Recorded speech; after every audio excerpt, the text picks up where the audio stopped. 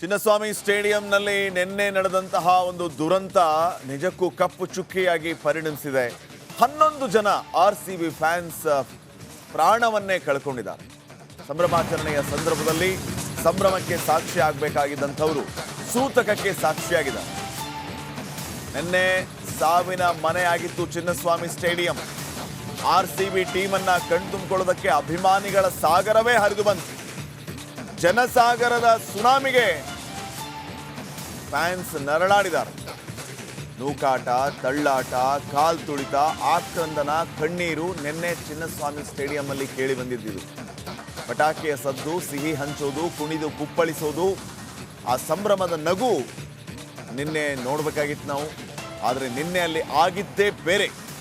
ಕ್ಷಣಾರ್ಧದಲ್ಲಿ Chinnaswamy stadium ಸಾವಿನ ಮನೆಯಾಯಿತು. ನೋಡ್ತಾ ಇದ್ದಂತೆ 10-11 ಜನ ಪ್ರಾಣ ಕಳ್ಕೊಂಡ್ಬಿಟ್ರು. ಇವರೆಲ್ಲರೂ ಕೂಡ ತಮ್ಮ ನೆಚ್ಚಿನ ಆಟಗಾರನ್ನ ನೋಡಬೇಕು, ಅವರಿಗೆ ಅಭಿನಂದಿಸಬೇಕು. ನಮ್ಮ ಹೆಮ್ಮೆಯ ಆರ್ಸಿಬಿ 18 ವರ್ಷಗಳ ನಂತರ ಕಪ್ ಗೆದ್ದಿದೆ, ಈ ಶುಭಾಶಯಗಳನ್ನು ಅವರಿಗೆ ತಿಳಿಸಬೇಕು ಅಂತ ಹೇಳಿ ಬಂದವರೇ. ಮೊನ್ನೆಯೆಲ್ಲ ಕಪ್ ಗೆದ್ದಿದ್ದಕ್ಕೆ ಭಾವುಕರಾದಂಥವರು ನಿನ್ನೆ ಯಾವ ರೀತಿಯ ಸಂತಾಪಕ್ಕೆ ಕಾರಣ ಆದರು ಅನ್ನೋದೇ ಬಹಳ ದುರಂತ. ವಿಧಾನಸೌಧದಲ್ಲಿ ಕಾರ್ಯಕ್ರಮ ನಡೀತಾ ಇದೆ. ಈ ಕಡೆ ಒಬ್ಬೊಬ್ಬರೇ ಪ್ರಾಣ ಕಳ್ಕೊಳ್ತಾ ಇದ್ದಾರೆ. ಒಳಗಡೆ ಸಂಭ್ರಮಾಚರಣೆ, ಹೊರಗಡೆ ಒಬ್ಬೊಬ್ಬರೇ ಅಸ್ವಸ್ಥರಾಗ್ತಾ ಇದ್ದಾರೆ, ಏದುಸಿರು ಬಿಡ್ತಾ ಇದ್ದಾರೆ. ಅಲ್ಲಿ ಎದೆ ಉಬ್ಬಿಸಿ ಆರ್ಸಿಬಿ ಅಂತ ಘೋಷಣೆಗಳನ್ನು ಕೂಗ್ತಾ ಇದ್ದಾರೆ. ಇಲ್ಲಿ ಅದೇ ಎದೆಗೆ ಗುದ್ದಿ ಪ್ರಾಣ ಉಳಿಸುವಂತಹ ಕೆಲಸ ಆಗ್ತಾ ಇದೆ.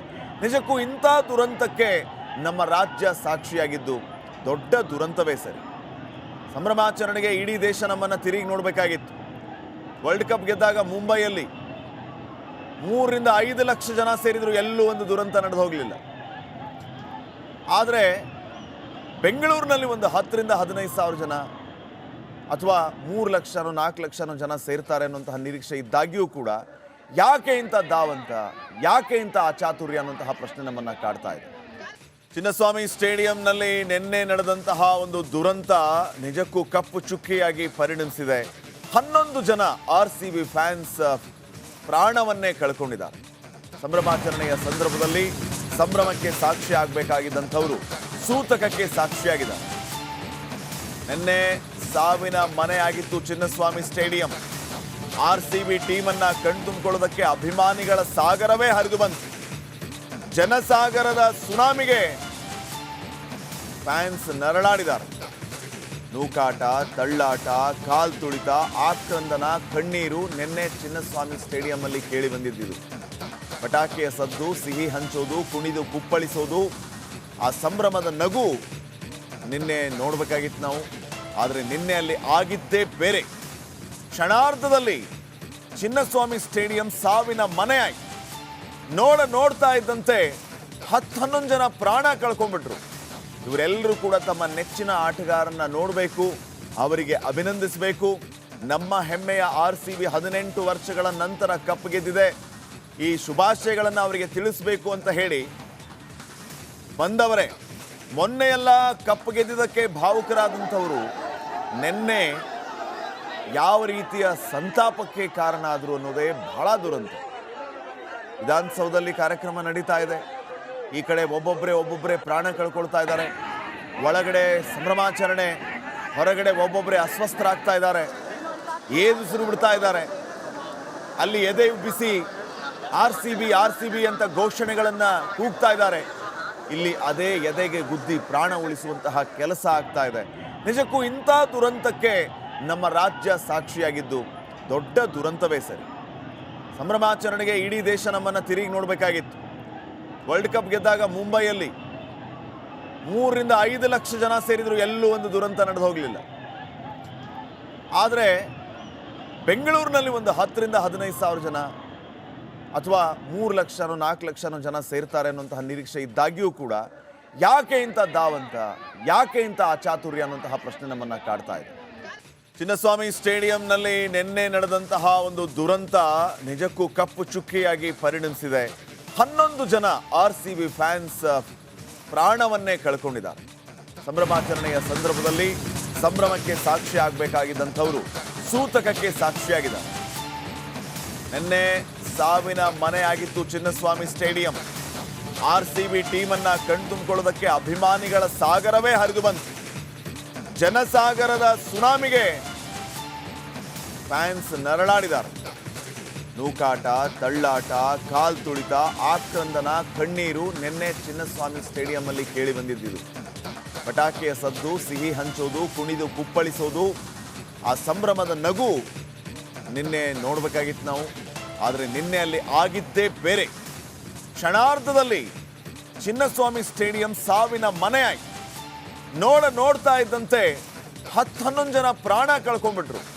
ಇವರೆಲ್ಲರೂ ಕೂಡ ತಮ್ಮ ನೆಚ್ಚಿನ ಆಟಗಾರನ್ನ ನೋಡಬೇಕು, ಅವರಿಗೆ ಅಭಿನಂದಿಸಬೇಕು. ನಮ್ಮ ಹೆಮ್ಮೆಯ RCB 18 ವರ್ಷಗಳ ನಂತರ ಕಪ್ ಗೆದ್ದಿದೆ, ಈ ಶುಭಾಶಯಗಳನ್ನು ಅವರಿಗೆ ತಿಳಿಸಬೇಕು ಅಂತ ಹೇಳಿ ಬಂದವರೇ.